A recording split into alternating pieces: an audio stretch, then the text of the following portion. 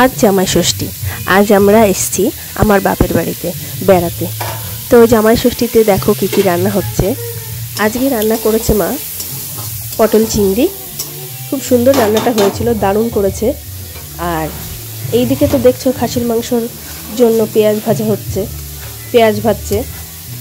তো দেখো আলুগুলো আগে ভেজে তুলে নিয়েছে, তারপরে খাসির মাংসটা রান্না হচ্ছে।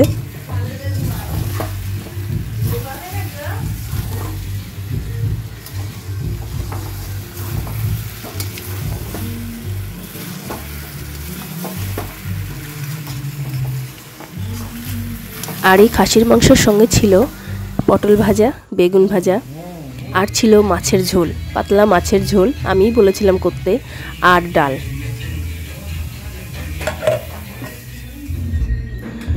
সকলেই আমরা কাজকর্মে ব্যস্ত থাকি, আর এই কাজকর্মের মধ্যে আমাদের একসঙ্গে বসে খাওয়া কখনোই হয় না। তো আজকে সকলেই আমরা একসঙ্গে বসে খেয়েছি। তো দেখুন, তা আমার মার জামাইকে খেতে দেওয়া হয়ে গেছে, আর সকলেই আমরা একসঙ্গে খেয়ে নিলাম। আর তারপরে আমরা গেছিলাম বিকেলের দিকে একটু বেড়াতে, মুক্ত বাতাস এবং সুন্দর ওয়েদারের অনুভূতি নিতে।